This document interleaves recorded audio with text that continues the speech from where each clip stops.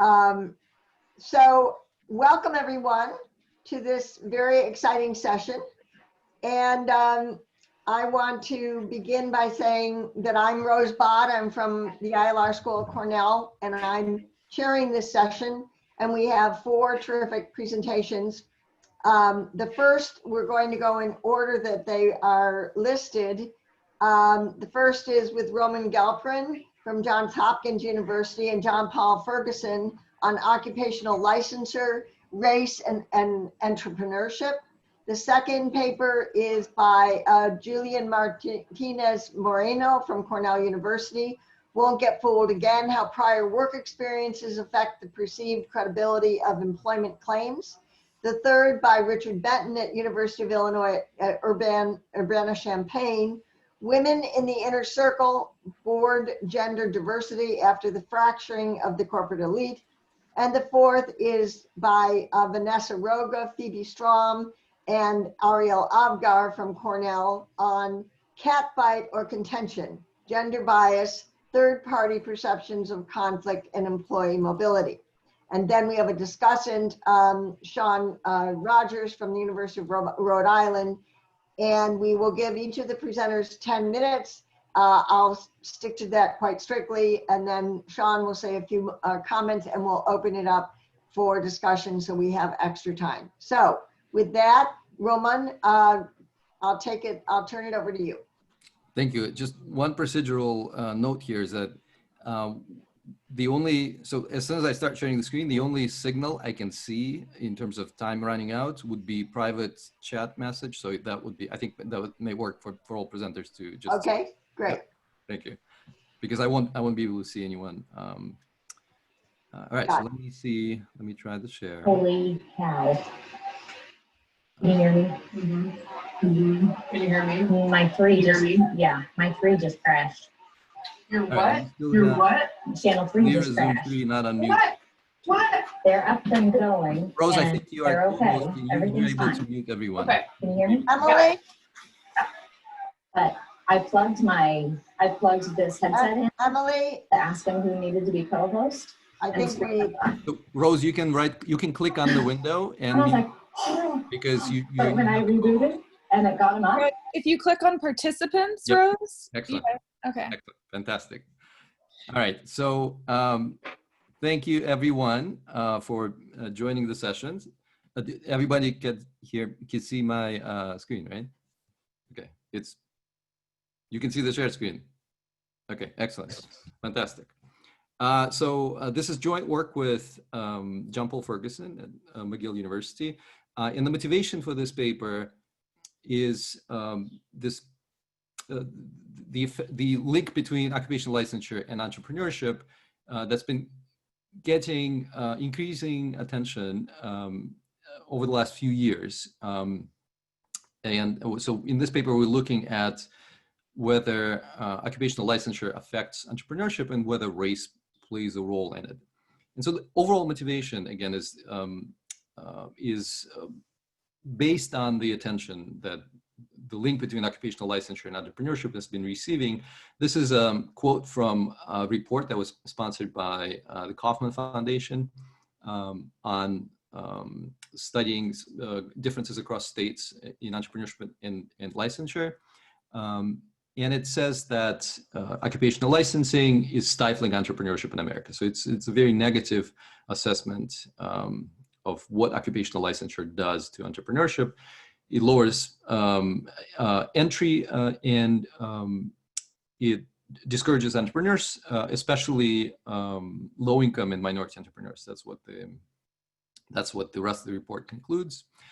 Similarly, Kauffman Foundation in 2016 again used this similar, very clear negative language about occupational licensing fences out entrepreneurs, limits business innovation, raises consumer costs, exacerbates income inequality, again emphasizing that minority practitioners are especially affected negatively by occupational licensing. Finally, the Obama administration's Council of Economic Advisors report, a detailed report, very well-written report on occupational licensure, has this language that says licensing may place special burdens on those with criminal records, military spouses, teleworkers, entrepreneurs, and low-wage workers. There's again an emphasis that it's especially bad for those at the low end of the income distribution and minority participants in the labor market. And so with that perspective, we started researching the link between occupational licensure and entrepreneurship. And given that occupational licensure is a large phenomenon that affects about 2/3 of all the workforce in the United States, we decided it's important to understand what the effects are. And so this dominant argument that I just mentioned in the policy world, it is reflected in economic studies, and economic studies of licensure mostly approach it from the cost perspective. It raises barrier to entry, and so it reduces the supply of practitioners in an occupation. In a paper with Kyle Albert and Alenka Kasperchuk that came out in ILR Review recently, we started, based on some similar data that I'm going to show today, we looked at this question slightly differently, and we offered an argument that it's a trade-off between the cost of entry and the signal, the value of the signal that a license gives to entrepreneur to signal legitimacy and quality. And in this paper, we're taking it a step further and saying that absent a license is not the same as no signal in the labor market. So basically, when we don't have occupational license available to entrepreneurs, other signals become more salient, like perceived race and gender and all the other social groups that we categorize people into. And so it's likely that absent the licensure, there's statistical discrimination that takes over. And so a license may be especially valuable for practitioners and entrepreneurs who are racial minorities because it provides this signal of legitimacy. So we look at this empirically in the case of tax preparers, and tax preparation industry is a large, interesting industry to study. And it's interesting mostly because most of the industry is not licensed in any way. So with the exception of 4 states, no license or credential is required to be a tax preparer and work as a commercial tax preparer and prepare other people's taxes for a fee. And so we use data on about 700,000 tax preparers in the US over several years, from 2015 to 2017, to look at the link between having a license, having a state level license, and entering that into the occupation and entering into entrepreneurship. An important aspect of our data is that we can also observe quality, which is very important because that's the stated reason for occupational licensure, is that it restricts low quality practitioners. So we can actually observe a lower bound of quality by knowing for each establishment in the United States what was their accuracy rate in filing the returns, how many of the returns that they filed with the IRS were rejected for minor errors. So we use county level aggregation for all but one analysis I'm going to show, and we match states. The most similar states, we take the 4 states that require licensure and pick the 4 states that are very similar to them on many dimensions that do not require licensure to do this sort of crude matching. So the first set of results that we get has to do with entry into occupation, whether licensure affects entry into the occupation. So the results are on the left. These are count models, and so it's easier to interpret them if we look at the predicted values on the right, and specifically, so the top panel on the right are the predicted values, and the bottom panel is the same. These are the same values, they're just expressed as percentage differences, so it's easier for us to see. And they're arranged along the x-axis, which is the overall quality of the market. So on the left, you have lower quality markets where there's much more inaccurate filing of returns. And then on the right, and toward the right, you have increase on the county level, higher quality markets. So what we see is that there's a negative effect for whites and Asians and Blacks and Hispanics. There are similar negative effects on the left side of the left-hand side of the quality distribution. So licensure restricts entry into the occupation, but it does so at the low end of the quality distribution, which is its intended stated purpose of the licensure.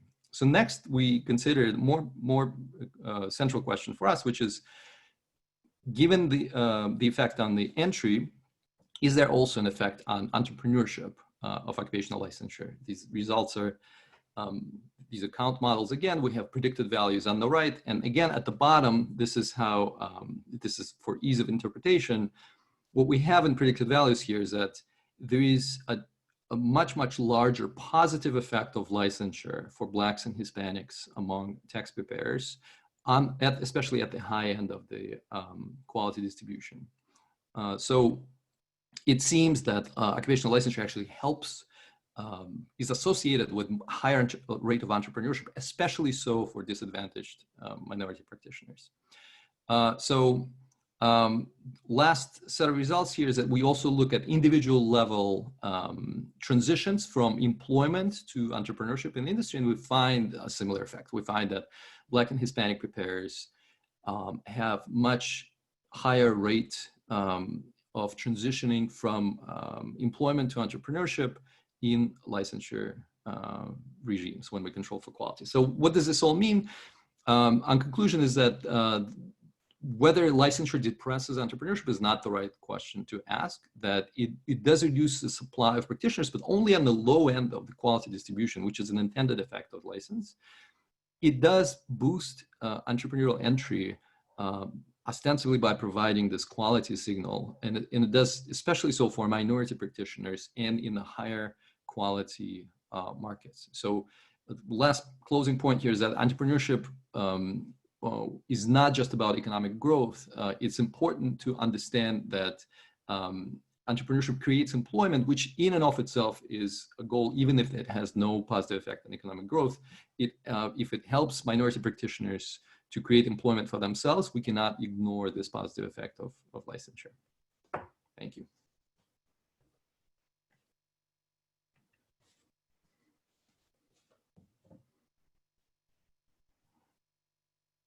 I'm sorry, I was looking for my unmute button. Thank you so much, Roman. And we're going to now move to Julian Martinez-Moreno. And there is my marker. Okay, Julian, I'll move it to you. Thank you. Thank you. All right. Can everyone see my screen? Okay, as Rose said, my name is Julian. I'm finishing up my second year at Cornell as a PhD student. And this presentation is sort of inspired by some of the work I'm doing for my master's thesis. I'm broadly interested in employee recruitment, and more particularly here, as I'll get into, conditions under which job seekers are maybe apprehensive or skeptical about claims that companies are making about their job opportunities. So in the first stage of recruitment, and when I say that, I mean the period before someone submits an application, companies use recruitment messages that can be anything from job advertisements to website information to share information that they think job seekers will find attractive. It's really important that companies do this because without getting some sort of attraction or getting people to think about submitting an application, job seekers who are qualified just drop out of the entire recruitment process. You can't hire someone if they don't want anything to do with you. So this has been a very it's a very important thing within the literature and just more practically.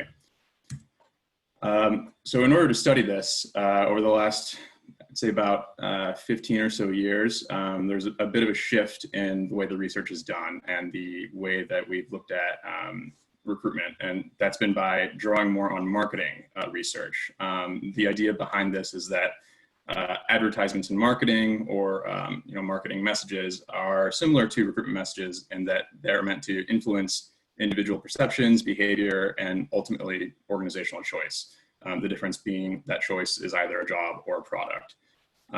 So that stream of research has sort of inspired investigations into things like how the message specificity affects attraction, the amount of information, as well as like the realism, and a bunch of specific attributes about an employment offer, like compensation, location, anything like that. But in sort of carrying out this research, at least my interpretation is that scholars have sort of left out what I think is an important question. When do job seekers think that the content of employers' early stage recruitment messages is believable? Just because you have an attractive message doesn't necessarily mean that the people that you're advertising to think that it's actually believable. So in line with that, and the sort of like tradition grounded in marketing research, I turn to some of the more marketing oriented work on advertising and draw that in to talk about how job seekers might be skeptical of employer attribute claims. So I'm going to switch gears for a second now, and I'll just be talking about marketing and product attributes, and then I will switch back to recruitment and talk about how this can be integrated into thinking about how companies try to advertise and hire people. So this is you. Imagine that you are a consumer, and like any new consumer, any good consumer, you want to buy things. You want a TV. You start thinking about what is it that you want in that TV? So you think of some attributes. You want it to be big, affordable, user-friendly, and you want it to look good. So you go to Best Buy, you check out the TVs, and you find this great, huge TV. And right off the bat, it seems like it checks off some of the things on this list that you've come up with. It's big and it's affordable. Marketers refer to these as search attributes. These are things that you can easily search for and verify before buying a product. So you have these other two attributes, user-friendliness and the way it looks. And you can get a sense of this sort of in the store before buying it. It looks good, but all TVs in the store are meant to look good. And you play around with it, but you can only get so much information out of that. You really need to own the TV for a period of time before you're confident that it has these attributes. So you take it home and you find that indeed it does have these attributes. These are called experience attributes. You can only verify them after purchase through direct product experience. So things like user-friendliness or the charm of a TV. So this is called the search experience framework in the marketing literature. It's something that has been used for many years. It's widely accepted and has actually influenced some policy for the FTC on deceptive advertising. But yeah, the idea is that all products contain both of these types of attributes. And then there's another stream of research that says it's important to consider these things, but what may be more important from the individual perspective rather than the firm perspective is whether claims about these things are believed. Product markets, much like labor markets, are fraught with uncertainty, and consumers are not fully informed about the products that a company is offering. They can't readily evaluate product quality, and so they're sort of left in trying to make sense of the information that companies provide them about their products. So this can be, so we have search claims and experience claims, which are just about those respective attributes. Search claims are easy to verify because the search costs are low, and experience claims are difficult to verify because of much higher search costs. You need to put in a lot more research in order to be confident about these types of claims that companies are making. But overall, these are meant to reduce uncertainty. And that's sort of the link that I think makes these applicable to understanding employee recruitment. Recruitment as a whole has been described as a process of uncertainty reduction. And if you think about a job seeker's perspective as an organizational outsider, I think it makes sense to think about whether you can determine if an attribute is actually there in a job offer prior to joining a company. So these are different attributes that are potentially search or experience attributes, and they each differ with respect to what's termed verifiability. So just the extent to which a job seeker believes an employment attribute claim can be determined as true or false prior to entering an employment relationship.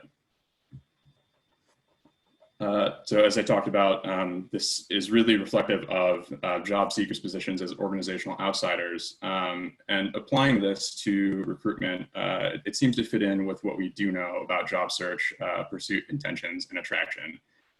Job choice is a process of uncertainty reduction. The decision to apply is strongly related to an opportunity's perceived attractiveness, and that attractiveness is largely determined by job and organization attributes.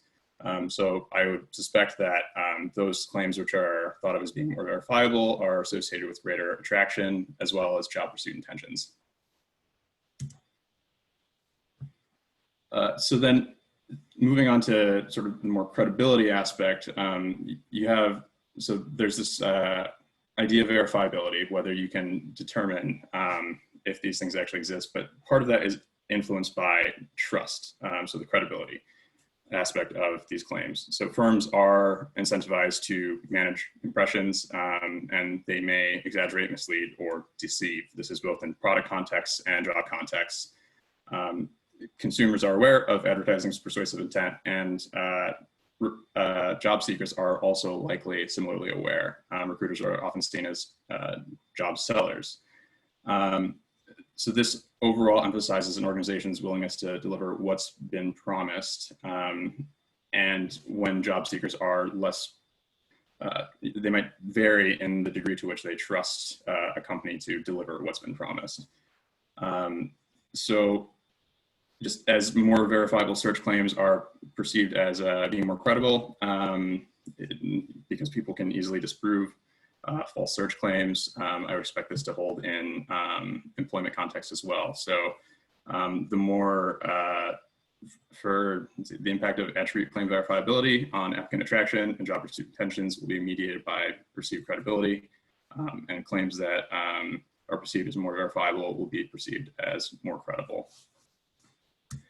And then lastly, so as I mentioned before, some people may doubt an organization's willingness to deliver on the promises that they make in job advertisements. So for experienced workers, studies have shown that they're better able to identify and process job-related information, presumably because they have more experience to draw on. And the quality of a job ad matters more to them. And then with respect to laid off workers, psychological contract violations can affect pre-employment expectations and beliefs about new employment relationships. Pew and colleagues did this study where they looked at previously laid off workers in their new employment context and found that the layoff experienced in their prior employer really affected the degree to which they trust their current employer. So I think that with that in mind, you could also possibly expect to see other aspects of psychological contract violation affecting these relationships. If someone experienced a discrimination experience in the workplace or any sort of like race-related employer infraction, you might expect those things to affect this. But for the time being, I'm only looking at experienced workers and laid off workers because the theory on race is sort of scattered. So you'd expect this to moderate these relationships. So for previous work experience, people who have more of it, or people who have more work experience will see these claims as being less credible, and people who have had a layoff experience will see these claims as being less credible as well. Julian, I'm going to have to urge you to wrap up. So that's basically it. So thank you.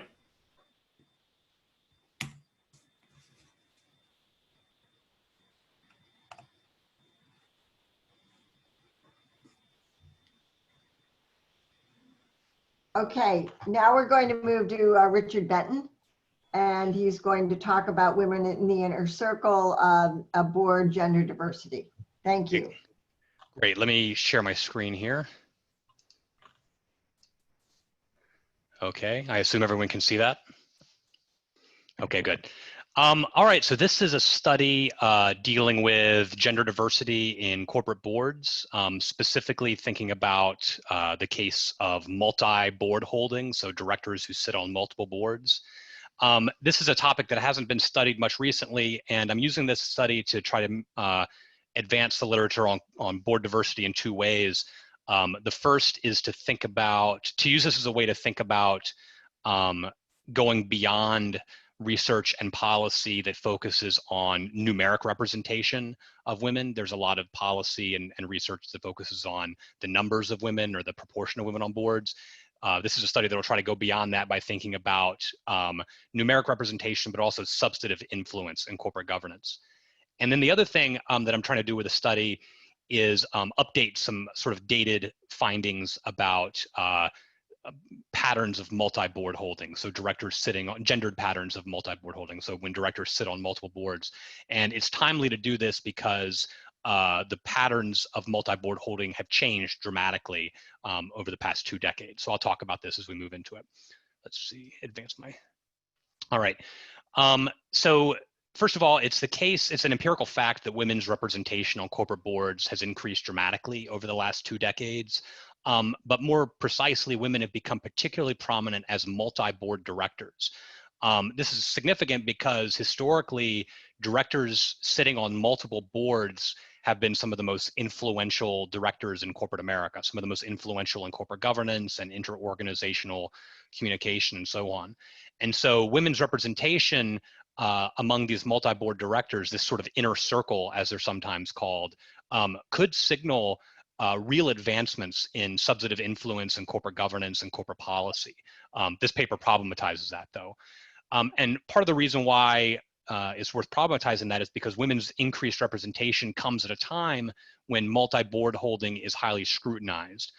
As a really brief overview of what's happened over the last 2 decades, in the wake of the corporate accounting scandals of the late 1990s, so the Enron scandal and WorldCom, and then the 2002 Sarbanes-Oxley Act, corporate boards moved away from appointing multi-board holding directors when they went to recruit a new director. So while it had been the case that recruiting a director who held multiple board appointments was historically viewed as like your corporate social capital or recruiting these sort of corporate diplomats, these multi-board directors became highly scrutinized, overworked, ineffective monitors. And so some of the corporate accounting scandals from the late 1990s were blamed on these overworked directors who were poor monitors. And so in the ensuing period, boards have moved away from recruiting multi-board directors, and the sort of rate of multi-board holding has declined dramatically. And it's led to this, what some people claim, including myself, have claimed is this fragmenting of this corporate network, so this sort of fracturing of the corporate network as these multi-board directors, this inner circle, began to shrink. But women's increased representation among multi-board directors, I argue that it reflects gendered logics in director recruitment. So firms often recruit women to satisfy external diversity and inclusion pressures, but they decouple their representation from substantive influence on corporate governance. And in the paper, I show this in 2 ways, but for the sake of time, I'm going to focus on only one indicator of that. A little bit of sort of theoretical background here. There's this question of, and it's sort of a broad question about diversity and inclusion issues of substantive versus symbolic inclusion. So you might just have symbolic inclusion, tokenism theory, I should name check here. The idea that their firms might add women to the board to satisfy external pressures from activists, investors, normative demands, but that inclusion is really only symbolic and perfunctory. And so women's numeric inclusion may be decoupled from substantive influence in board decision-making. And I think at a broader level, I hope this study can say something about symbolic inclusion, symbolic diversity versus substantive diversity in the workforce and for organizations more broadly. I'm focusing on the case of boards here. Some recent studies that have made this case, there's this concept from this recent study called, the concept is tokenism. And in the paper they showed, these authors showed that significantly more boards include exactly 2 women than would be expected by chance. And they argue that having 2 women on the board has emerged as this social norm among corporations, and firms will only recruit 2 to satisfy this normative demand, but then go no further. And so it's this idea that including exactly 2 women satisfies this social norm, but there's no need to go any further because you've satisfied this external pressure. Another indicator here, there's this study that showed that women are typically added to the board by adding additional board seats, but not by replacing a man. So boards that need to recruit women because they face these diversity and inclusion pressures from activists or norms and what have you, will respond by only appointing a new woman. And then they go on to show that the directors that are added this way rarely get influential board seats and other sort of substantive influence indicators. There's this older study from Amy Hillman from 2002, and the data come from the 90s that showed that women are more likely to serve on multiple boards. Okay, so there's a need to update this, I think. So for the literature on board interlocks, I'm sort of coupling this research on gender diversity in boards with this research on board interlocks. Board interlocks are social network ties that connect public corporations, and it's formed when an individual sits on multiple boards. I've done a lot of research on this phenomenon, specifically focusing on how this pattern of board interlocking has changed. As I mentioned earlier, interlocking directors were viewed as like corporate social capital, these sort of corporate diplomats, the inner circle members who could improve the corporation's connectedness to the broader corporate community. But since the early 2000s, interlocking has declined and corporations increasingly eschew highly boarded directors. So I'm using these two literatures on board diversity, substantive inclusion, and then symbolic inclusion, and then the research on board interlocks to try to think about boards using gendered appointment logics. And so on the one hand, firms need to satisfy these normative demands and external pressures to appoint more women to the board, but many women already hold multiple board appointments. And so many firms are in this this sort of bind where they need to recruit women because they have these external pressures, but they're doing so under a context where women already hold multiple board appointments and firms are scrutinized for appointing directors with multiple board appointments. And so under these circumstances, I argue that firms resolve this paradox in part by appointing highly boarded women, but curtailing their substantive influence on corporate governance. And so it's kind of a tokenism story. Let me jump into the data and then some findings. So I assembled a data set on directors and executives from the S&P 1500 between 1998 and 2017. This is an individual level panel data, so it's not firm level data, it's person level. It's basically the population of directors of S&P 1500 firms that could be matched with some other information on their demographics and background characteristics. In this analysis, I'm going to focus on two dependent variables, the first being the number of board appointments that an individual director holds, and the second being holding the chair position of key committees. I'm focusing on audit and compensation committees, and this data is taken from Institutional Shareholder Services. I matched those data with some information on background characteristics and individual level variables, education, and so on, and created this director level panel data set. Some predictions. First of all, I'm arguing that the board interlock fracturing that's happened over the past 2 decades affected men more than women.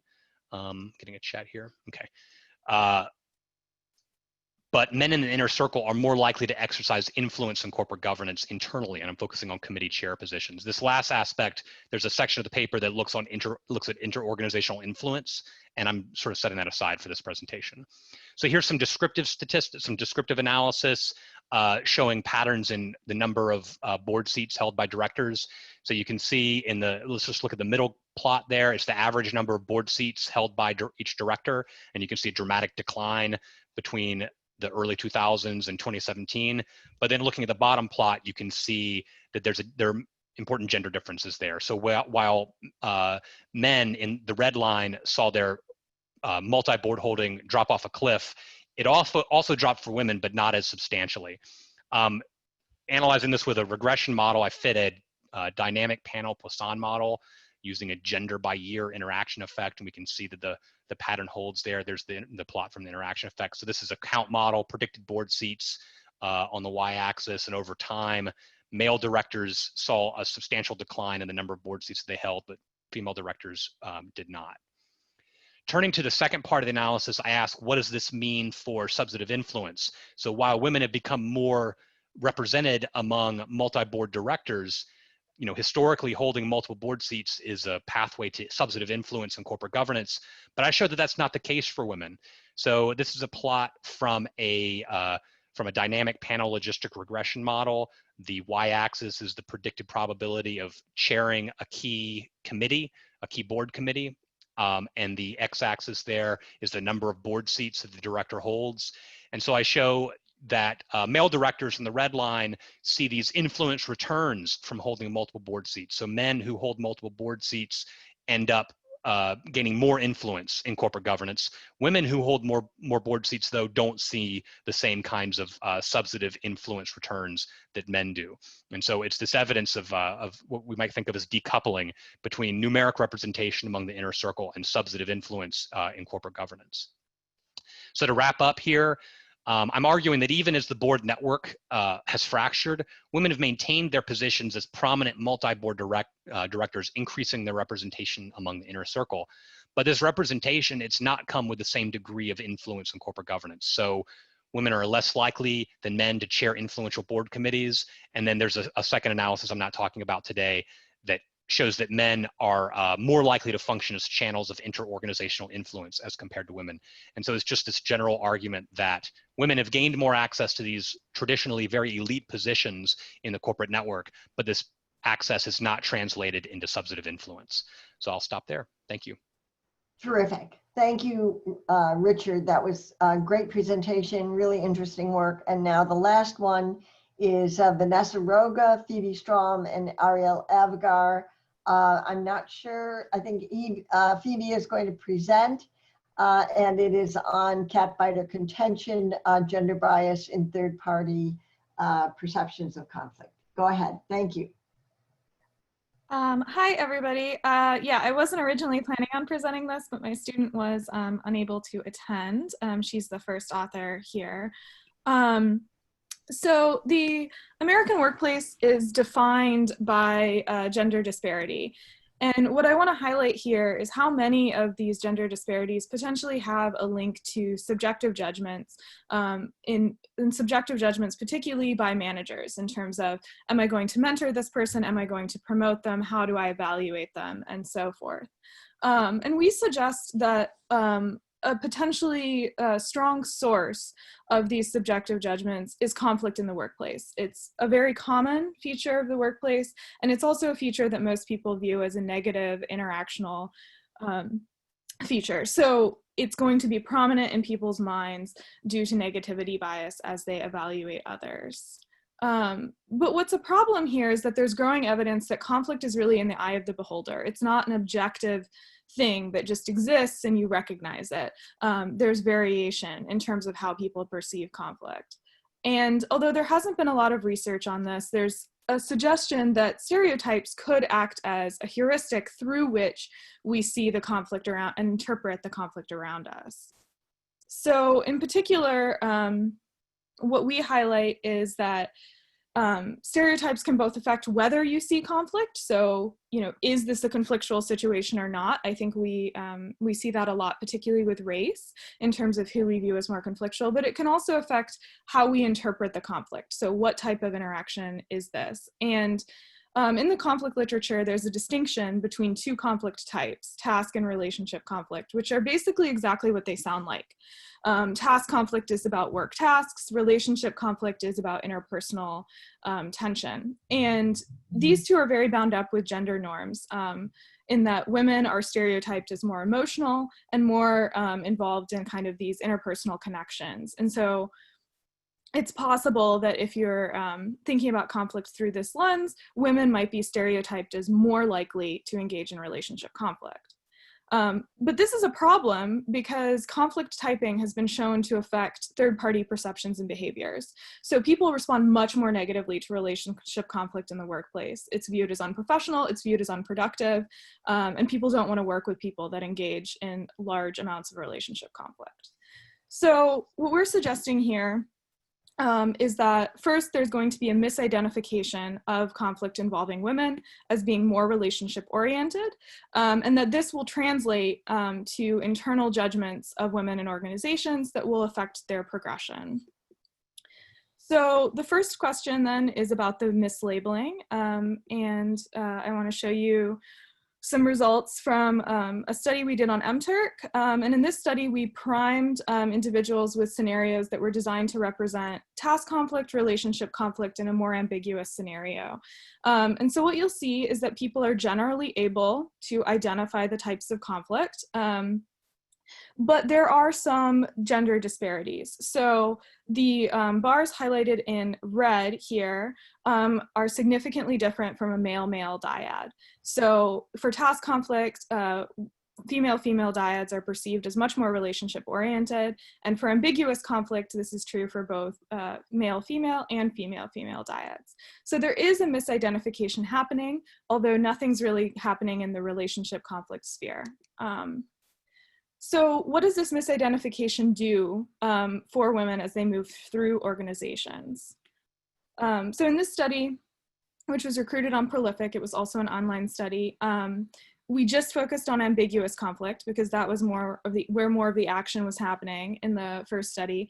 And it's also probably more what conflict is going to appear to be in the workplace. Conflict is going to be more of a mix between task and relationship features.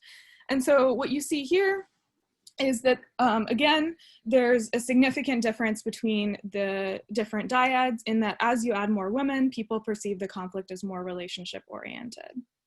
But what's really interesting about this is we asked people to pretend that they were a manager and that they were assigning these individuals to another important project team as opposed to the first one where the conflict occurred. And we told them that these project teams were a key way for individuals to advance through organizations and asked how likely they were to assign each individual in the dyad. And so I want to show you the results of a multi-level mediation here. So this is nested within dyads. So if you look at the top line here, you see that between dyads, being female is associated with higher perceived conflict, which is then associated with a decreased willingness to assign to future high-profile projects. And then if you look within dyads, this is particularly interesting. So this is in the male-female dyads, where they both have the same level of conflict. You see that there's also a very significant negative effect for women within these mixed dyads. So what this suggests is that what the effect is driven by the women in the dyad. They're perceived as bringing the relationship conflict into the dyad, and we thus penalize them more. But over time, conflict is not just an individual occurrence. Over time, it kind of aggregates and turns into an overall perception of the people around us. And so we were interested in moving beyond a single conflict episode to think about internal mobility over time. And so what we did here was we recruited a sample with hiring responsibilities, and we presented them with a dossier of materials for a candidate for an internal position. And we just manipulated the presence of conflict in these materials or not. They were in a coworkers 360 review, and they were ambiguous and told that this is just how this person is. So it was a single conflict episode, but it represented the person. And then they were asked whether they would recommend this person for an interview. And so what you see is there's a very slight gender difference, but it is highly significant. But what's interesting is when we look at the results for interpersonal hostility, and this is a measure that's commonly used in gender research, and it essentially represents relationship conflict at the person level. So it's rating various adjectives about a person, and for instance, abrasive. And so what you see is in the no conflict condition, women are much less likely to be rated as interpersonally hostile, which fits with traditional stereotypes that women are warmer than men are. But this completely flips in the conflict condition. Both men and women are rated higher in interpersonal hostility in the conflict condition, but you see that women are rated significantly more hostile than men. And so just some mediation analysis for this. We also included competence. So this is in the no conflict condition. You see that these women are rated as nice, but incompetent. And that this then translates to a lower shot at an interview. And in the conflict condition, what's interesting, what I want you guys to focus in on here is this coefficient.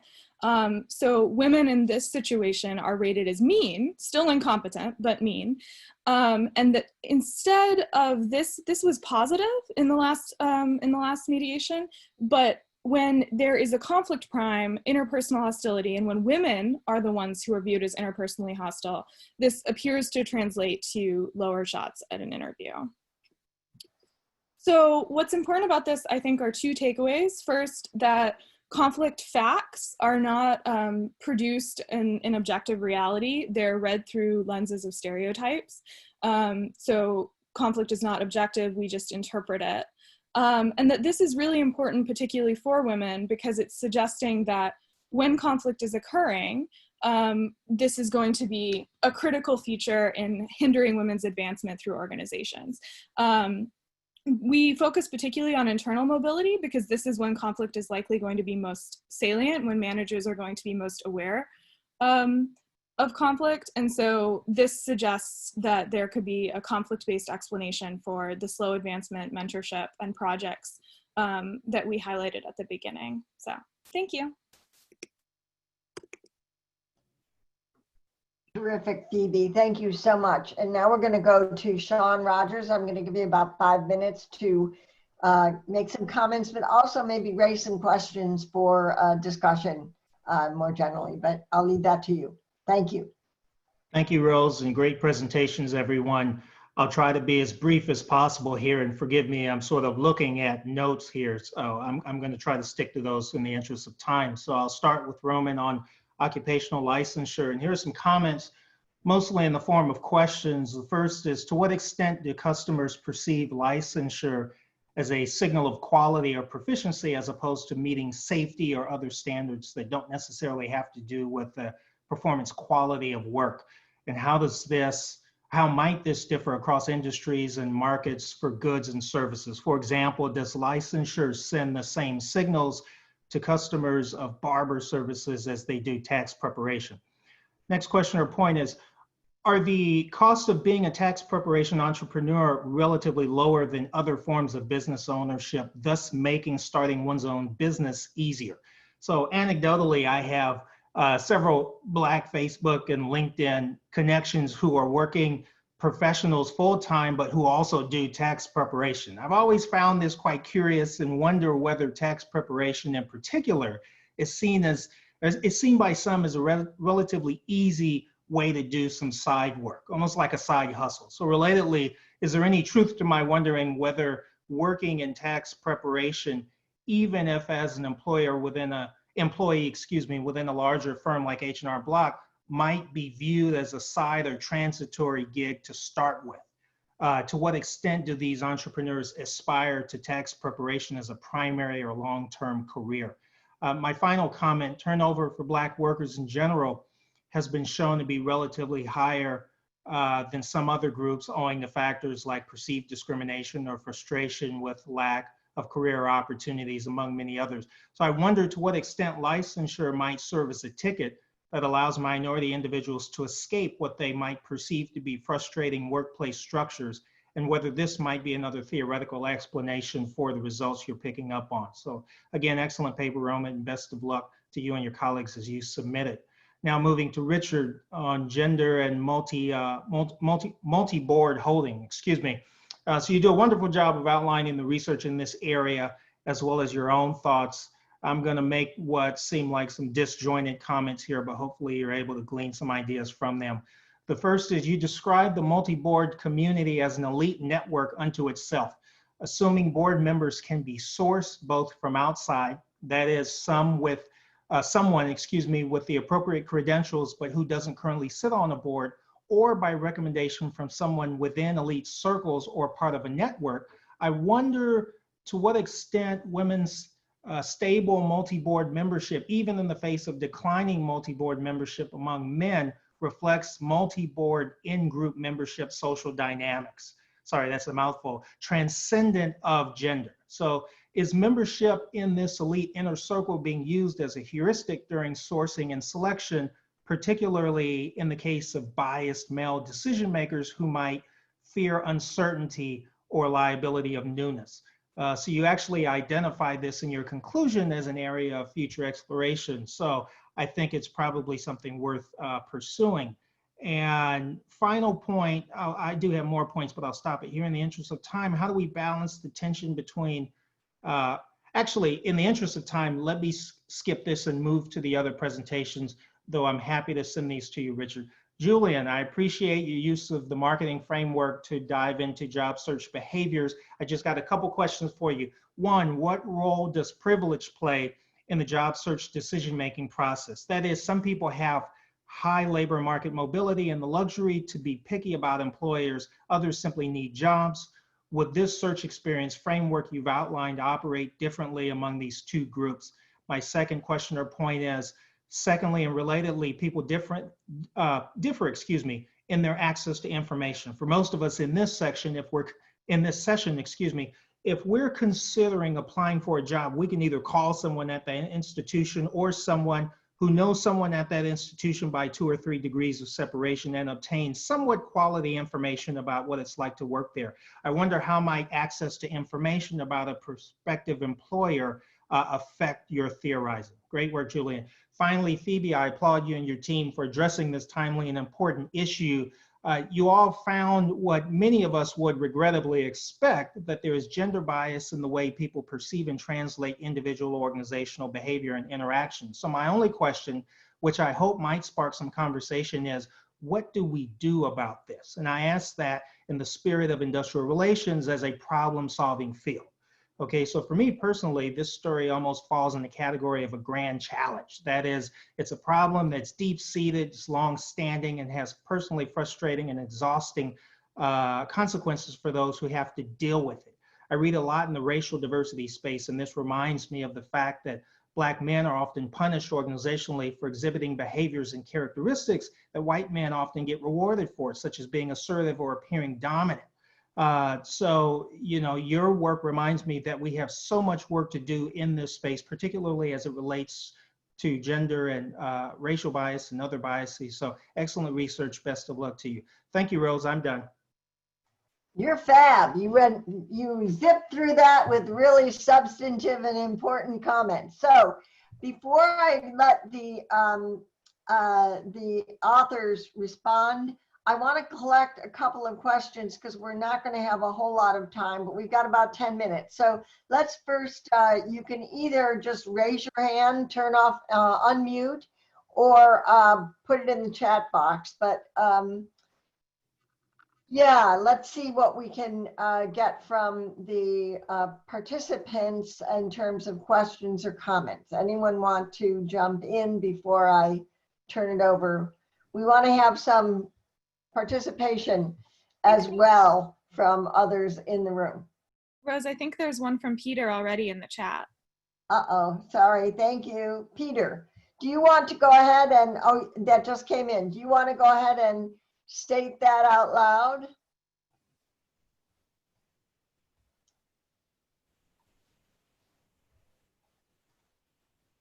You're not, we're not hearing you. Can you hear me now? Yeah. Sorry about that.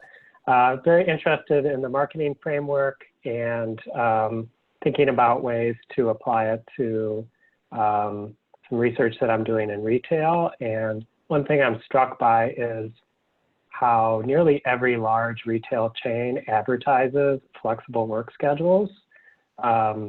However, what they're advertising, what the workers expect, and what they actually deliver seem to me to be at odds. And I'm just thinking about the ways in which an ambiguous claim, rather than reducing uncertainty, might sort of strategically use that uncertainty or that ambiguity to attract workers to something that they think might be on offer, but then to also set expectations that you know, they're not going to get the stability that they might assume. So just thinking about ways we might apply that framework, or just would that require a different kind of approach? Yeah, I mean, so that's a good question. I think this is a good example of how like experience in particular would affect how someone interprets that type of claim.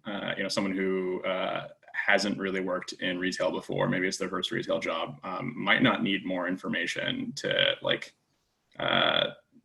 be convinced of this. But in order to make sure that they don't, interpret this as being a benefit or understand that, this might not be exactly what they think, you might need to provide them with much more information about how that flexible schedule actually looks like in practice. The specifics of that, I'm not quite sure. I would imagine you'd probably have to do something similar for more experienced workers and spend much more time talking about how this is not actually something that will be hurtful, but is something that's desirable. But yeah, I think with these sort of like ambiguous claims, the important thing is to just provide more information. You're limited in the amount of time that you have their attention. And so it needs to be spent like convincing them of these types of things. Great. Okay, let's collect a couple more questions or comments. I actually have a question for follow-up question and comment for Phoebe on her presentation.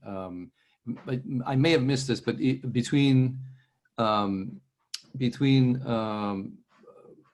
competence, was it? You were measuring whether whether women are seen as competent or not, right? And then also whether it's relational, whether they're nice or not. Yeah. And what I missed, and maybe this is partly to Sean's comment, is whether or not, how do these things interact, and not in the simpler way, but in the sense of, if you offer someone more information about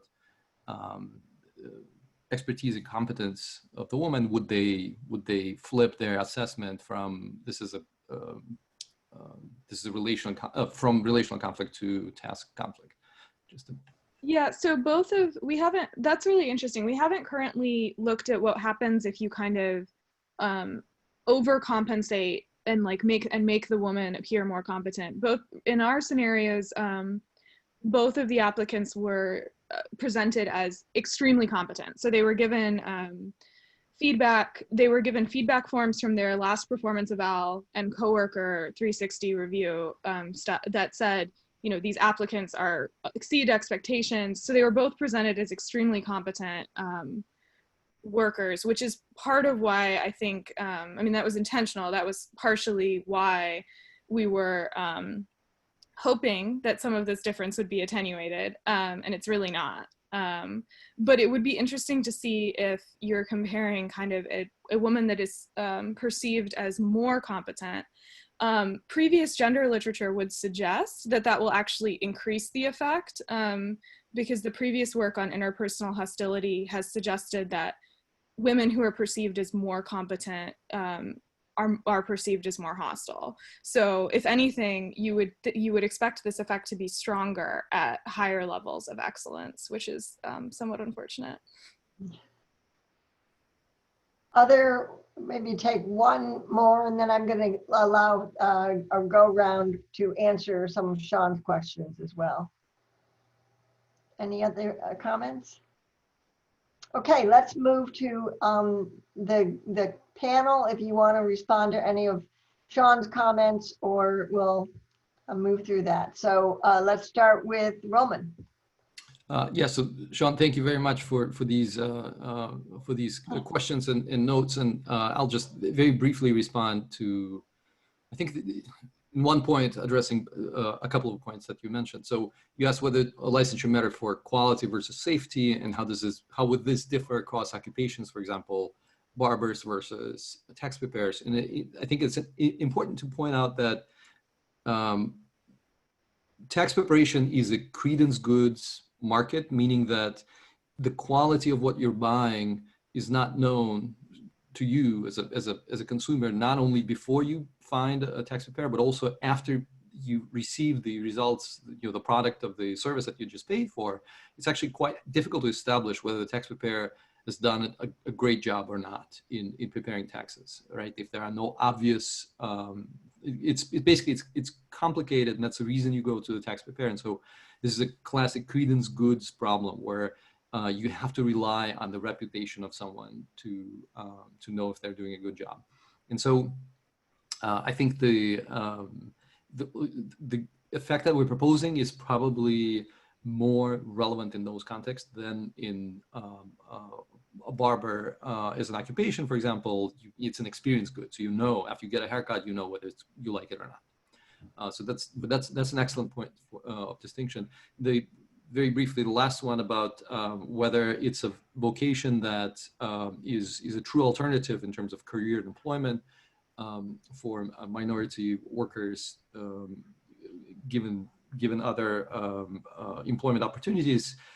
This may be a limiting feature of this. So to some workers, it is a vocation, and they work throughout the year, and they have they build large series practices. Others do it part-time, and it's a good distinction for us to look into it. So think of this suggestion. We'll look into this and see, maybe see how this differs based on whether people take it as a main, is their main vocation or not. Okay, so we have to move quickly. Let me just hear from Richard first, since Julian and Phoebe had an opportunity. Sure.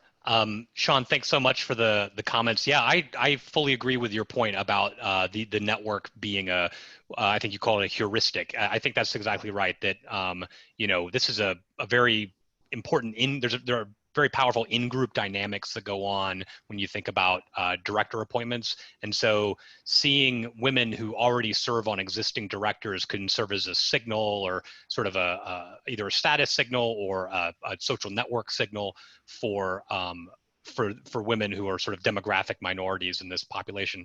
I've thought a little bit about in the paper I write about the various mechanisms that could explain this pattern. And one has to do with just women are underrepresented in the population of directors. And so as boards face increased pressure to have more gender diversity, they have to go to the same small pool of women who already serve on multiple boards. But the question then becomes, well, why don't firms cultivate a better pipeline? Why do they go to the same small population?